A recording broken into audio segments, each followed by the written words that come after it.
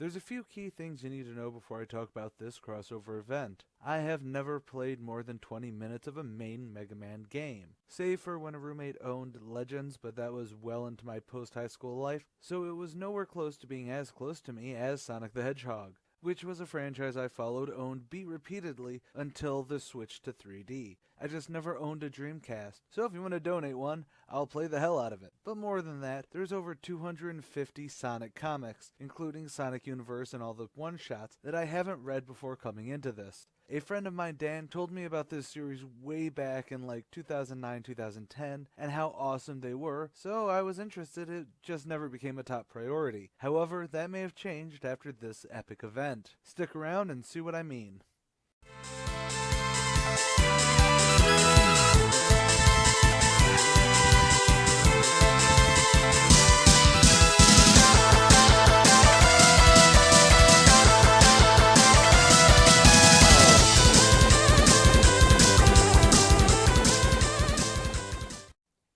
The history of the Blue Blur begins more than 25 years ago as the character emerged onto the Sega Genesis in June of '91. It met with rave reviews, so obviously a sequel was due.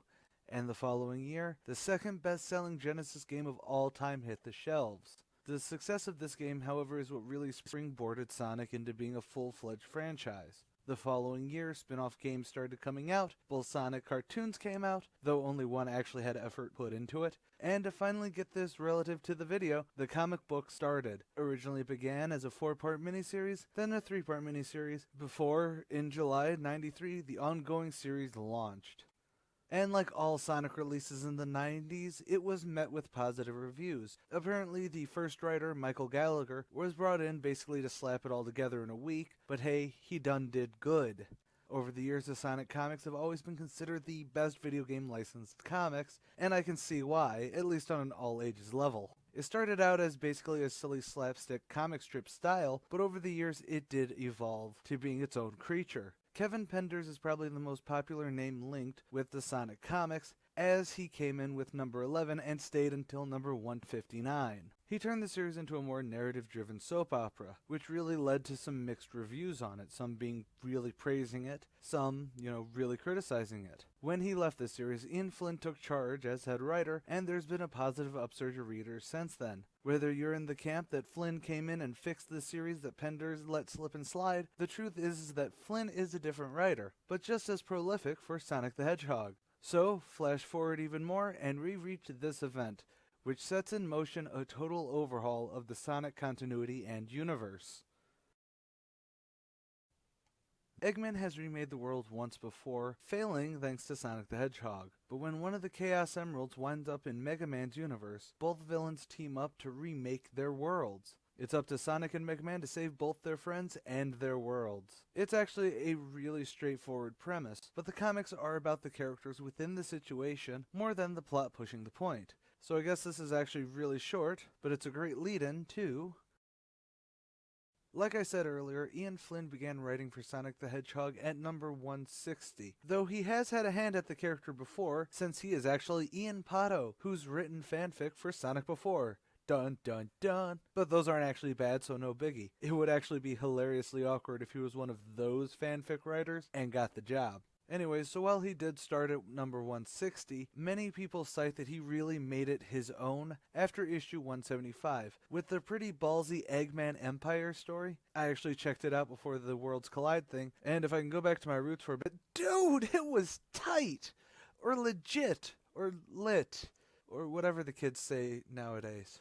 But you can really see how he is a fan of these characters in how he writes them. Yeah, I'm finally getting to talk about the writing on this. Sonic the Hedgehog, Tails the Fox, and basically every character introduced is written to be the archetypal character that I think most people think of when they think of these characters. Especially since once the 3D thing happened, they also got an added dimension to their character. They're the characters you know if you've played the games, and seeing their interactions really makes them pop on page. So there's 3 acts in this, the first being the fight and then team up of Sonic and Mega Man, then the fight through Skull Egg Zone saving Sonic's friends, and then finally the battle at the Wily Egg. It's a simple premise and a simple setup, but it's in the writing that makes it all enjoyable. Sonic's quips, Mega Man's determination, both characters play off each other really well. In fighting, we see their strengths and weaknesses. In teaming up, we find out that a combo from them actually saves their roboticized friends, and in the end together, they do stop their foes. It's simple, but it works. But frankly, the largest point in this that is truly freaking awesome is frankly Doctors Wily and Eggman. They are the real stars of this event, not because they're equal amounts of evil, but because they're two unique characters playing off each other. In the beginning, they're the great robotic bromance, or at least that's what I've been calling them. They're buddy-buddy because they see the benefits of their relationship and have had very similar runs in their games being beaten by the Blue Boys. So you see a camaraderie there that really clicks. I actually posted a lot of the best panels on my Facebook page. If you want some great examples, just look over there, or look on screen, because that's kind of what I do in these. Yet of course, the closer they get to their goal, the more differences we see, literally culminating in Eggman trying to kill Light, in a family-friendly way of course, by being thrown into a pit. While Wily actually only wanted to prove his superiority to Light, he wanted Light humiliated and defeated by himself, but never killed, so that was a fairly hefty divide. Of course, I'm not saying the comic is perfect. There are large exposition dumps, especially in the first act, setting up everything, that can really bog down if you aren't into that. I didn't really mind because they're generally quick reads, and there is some banter breaking it up every so often, and it works for the characters. Also, if you're coming into this to see some balls-to-the-wall action, with high stakes, blood, or just mature content, they are there. I mean, I really thought Dr. Light falling into the abyss was really well drawn and emotional, but the action is relatively tame. I mean, this is an all-ages book after all. Although, now that there is kind of that darker imprint in Archie going on, I would love to see a dark version of this. So, it's really hard to explain why this comic works without spoiling plot points. Even telling you the whole story, it's all about the characters and the writing behind it. So this is where Ian Flynn proves to be a master of these characters. And I know I'm looping back to talking about Ian Flynn in this, but he's the reason why it works.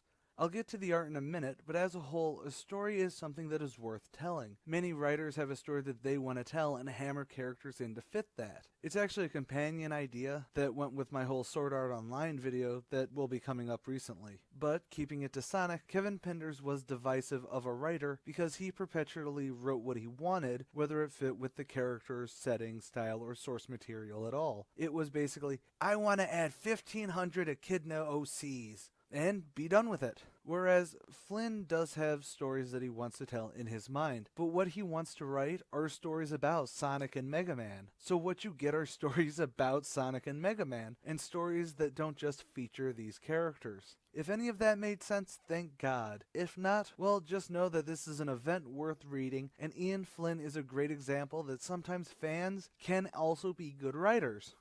Right, so let's move on to the art. So, starting off, there's about 3 or 4 art teams on this book, and they never conflict with each other, which you do see a lot in events, with multiple artists like this. Every character stays on model, which is actually fairly refreshing, because there is a lot of action in this, and it's easy to turn the cartoony style of this book into an excuse to skew the lines to give it more of a kinetic feel. And that's really the big plus to this comic as a whole. The art style is simplified and based on the standard cartoon version of Sonic, which Mega Man translates to well, which was just a minorly modified version of the game character, so having that aesthetic in not only the characters but the landscape allows for this licensed comic to maintain a faithful look to the source material, but be allowed to genuinely do its own thing. Malibu Comics really did a lot of damage to the licensed comics scene on that. So it is a great look that complements the characters. So, what's the verdict on this? The book is a tight, family-friendly adventure between two of the most iconic video game characters of our generation. Or my generation. Christ, I'm almost 30. Are Sonic and Mega Man counted as iconic for this generation? There's a rant for a different video. Anyways, the book is tight, a fun romp that never goes overboard in slapstick, but always has a nice lighthearted tone. The art is crisp and easy on the eyes, so the obvious answer is buy it! With an asterisk. Buy it means that it is totally worth owning, but I am adding the asterisk because while this is totally a solid buy and a great read, especially with the Genesis wave at the very beginning, making this a clean continuity to come into, this is an event comic well into the run on Sonic the Hedgehog and could be seen as a sequel to the Genesis event, as well as having its own sequel in Worlds United, as well as not actually finalizing the Sonic side of this story. There is a lot of other things that means while this is a great read on its own, it is not the start or the end of this story. But there's actually a fantastic app to help out with all that, the Sonic and Mega Man comic apps. No, this isn't a paid product placement, though I wouldn't mind if they funded me for another comic a day on this series. However, the comic apps by Archie are a really fantastic way to get caught up on the comics, and I used a friend to view this whole event. Believe me, it's worth it as all these comic series are just fantastic, and I'll be going through them.